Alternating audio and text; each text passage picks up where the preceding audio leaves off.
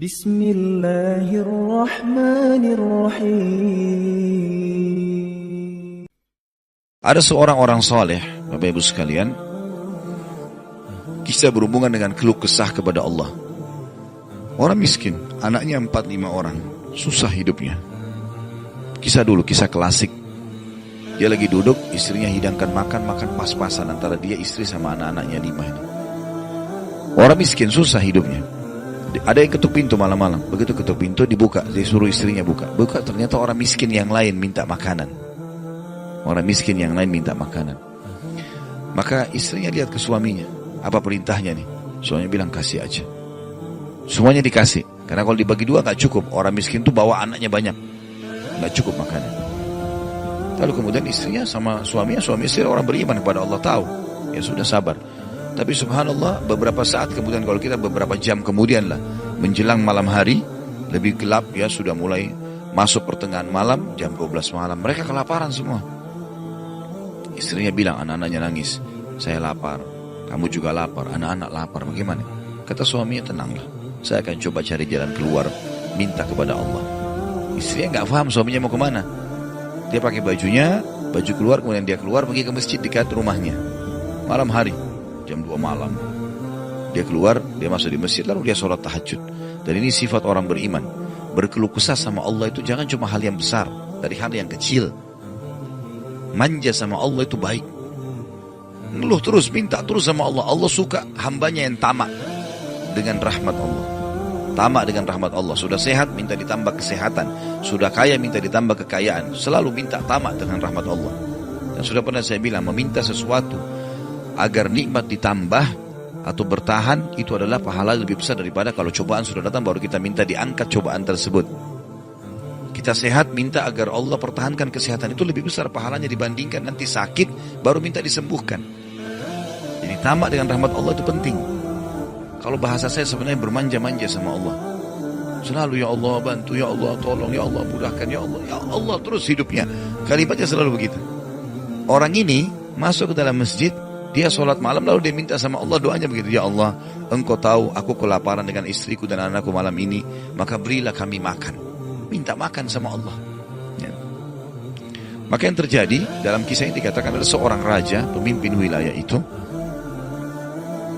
sudah 1 minggu mau taubat. Sudah seminggu mau taubat. Dia tidak tahu harus kemana. Pada malam itu, di mana orang soleh yang miskin ini sedang ibadah, minta tolong kepada Allah dikasih makan, raja ini gelisah. Dia keluar, lalu dia bawa 1 kantong uang emasnya. Dia bawa juga sekantong makanan yang terbaik yang dia punya di istananya. Kemudian dia bilang, ya Allah, sebagai bentuk taubatku kepadamu, saya akan berikan ini kepada hambamu yang kau tunjuk ya. Lalu kemudian sebagai bentuk juga, saya tidak memilih kecuali engkau yang memilih, Allah, saya tidak akan pegang tali kekangan kuda ini, saya biarkan dia jalan kemana. Akhirnya orang raja ini naik di atas kudanya, dia bawa itu, kemudian jalan kudanya mampir di masjid yang ada orang soleh itu. Dia bilang, saya tidak tahu kenapa kuda ini mampir di masjid. Lalu saya turun, saya temukan dalam masjid, waktu zaman dulu gak ada lampu, gak ada penerangan, cuma dia dengar suara gelap di masjid. Dia masuk, temukan ada orang ini lagi berkeluh kesah sama Allah, minta, ya Allah, saya sama istri saya kelaparan sama anak-anak, berilah kami makan gitu. Maka dia bilang, raja ini pun setelah orang itu berdoa, sholat, lalu dipanggil. Dia bilang, saya seorang raja di sini, saya raja di sini, saya sadar bertobat kepada Allah dan saya dengar doamu, tadi kau minta makanan, maka ini saya kasih, ini harta saya yang saya niat sedekahkan dengan makanan, ambillah. Dan kalau kau punya masalah lagi, datang ke istana saya kapan saja. Kira-kira saya mau tanya Bapak Ibu sekalian, kita jujur menjawab. Kalau seandainya kita di posisi orang ini, kita sudah dapat solusi. Kalau kita sekarang mungkin ada orang kasih kartu nama, nih ya, butuh apa saja telepon saya. Misal presiden, tidak usah presiden, terlalu tinggi lah. Misal seseorang kita temui orang kaya, ada masalah apa saja telepon ke saya akan bantu. Saya yakin umumnya orang meninggalkan Allah pada saat itu. Udah selesai, dia pikir orang ini sudah bantu, sudah selesai. Tiap hari telepon orang itu, telepon dikasih bantuan. Perhatikan orang soleh ini apa yang dia bilang. Waktu raja itu bilang, kalau ada keperluan apapun datang ke istana saya. Dia bilang, saya demi Allah tidak akan datang kepada anda kalau saya punya masalah. Tapi saya akan datang kepada Allah, Tuhan saya dan Tuhan anda, yang telah mengutus anda datang kepada saya malam ini membawa makanan. Justru kalau ada sudah solusi dari Allah, makin dekat sama Allah. Jangan sudah dikasih lupa ini. Ini poin penting bagaimana kita jaga berkeluh kesah kepada Allah. Jadi jangan berpikir Bapak Ibu sekalian, masa sih saya bisa sembuh hanya karena saya sujud? Masa sih saya bisa mendapatkan keturunan hanya karena saya sujud? Ini kesalahan ini. Justru harus kita fahami kalau itu bisa. Dan Allah punya cara. Setiap jawaban Allah kalau datang itu sesuai dengan sistem atau sunnatullah yang telah Allah ciptakan di alam kita ini. Misal saya berkeluh kesah, ya Allah sendal saya putus, gantikanlah. Sahabat begitu ya, para sahabat Nabi itu kalau sendalnya putus, ya Allah sendal saya putus, gantikanlah. Allah nggak lemparin sendal dari langit, nggak mungkin. Tapi apa yang terjadi? Allah gerakkan sesuai dengan sistem yang ada. Allah buat ada orang lain melihat kita kasihan dikasih sendal, atau dia dapat duit dia bisa beli sendal. Jawabannya Allah begitu, dalam bentuk sinyal datangnya. Jadi harus peka menangkap itu. Kemudian selanjutnya, tentu juga yang ini tadi contoh kisah orang yang berkeluh kesah kalau berhubungan dengan cobaan dari Allah ya.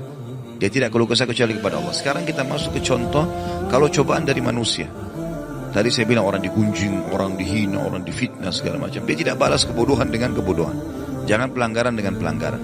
Pasangannya selingkuh, dia juga selingkuh. Dua-dua dosa. Dua-dua dihukum sama Allah. Tidak ada urusan sama kita itu. Tidak ada urusan sama kita ya. Maka kisahnya seperti misalnya Abdullah bin Abbas radhiyallahu anhuma pernah lagi jalan dicaci maki oleh seseorang tanpa sebab ini. Datang tiba-tiba caci maki dia. Ibnu Abbas dengarin saja apa yang disampaikan orang itu. Sudah selesai kata Ibnu Abbas, sudah selesai. Dia bilang iya, orang ini kebetulan lihat Ibnu Abbas pakai jubah baru.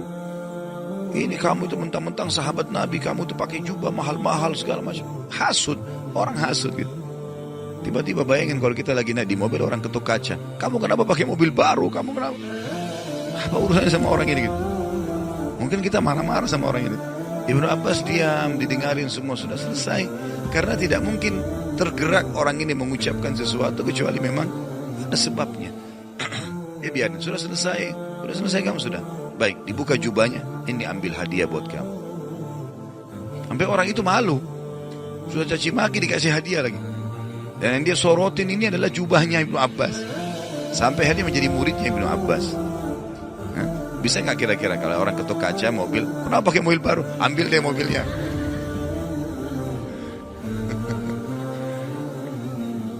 Baik, kisah yang lain, Ali bin Husain radhiyallahu anhu. Ini cucu Nabi SAW, anaknya Husain. Ya, radhiyallahu anhu ajma'in. Terkenal dengan Zainal Abidin, masyhur dengan kesalihannya. Dia pernah jalan dicaci maki oleh orang tanpa sebab ini. Mentang-mentang kau turunan Nabi, mentang-mentang kau begini, mentang-mentang kau begini, caci maki. Dia diam saja. Dia nggak bicara banyak. Didengarin. Orang-orang sekitarnya sudah marah nih. Tapi karena dia diam, orang diam semuanya. Sampai udah selesai dia bilang, wahai saudaraku, kalau seandainya kamu tahu lebih banyak tentang aku, mungkin kau akan lebih banyak cerita tentang keburukan. Saya ini banyak dengan keburukan, gitu kan?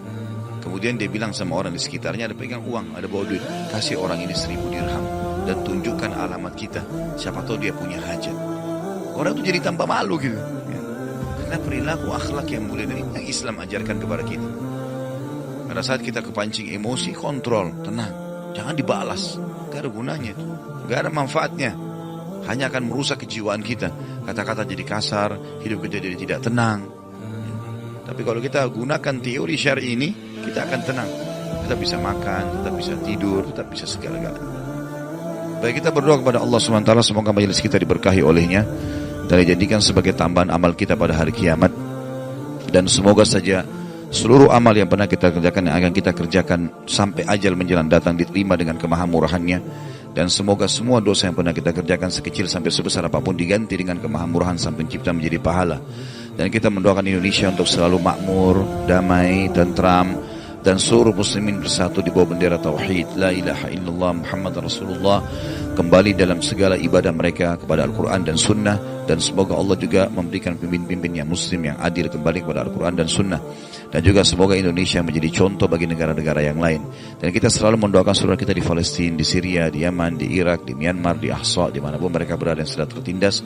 Semoga Allah ikhlaskan niat mereka, terima para syuhada mereka, mulakan Islam di tangan mereka dan tangan kita semua, dan semoga Allah partisipasikan kita bersama mereka di pahala, baik dengan doa, dengan harta, dan juga dengan jiwa kita. Dan semoga Allah dengan kemahamurahannya menyatukan kita semua di surga firdausnya tanpa hisab, sebagaimana yang satu kita di majelis ilmu yang mulia ini. Allahu alam, ini mungkin yang kita sampaikan, mudah-mudahan bermanfaat. Subhanakallahumma bihamdika asyhadu an la ilaha illa anta astaghfiruka wa atubu ilaik. Wassalamualaikum warahmatullahi wabarakatuh.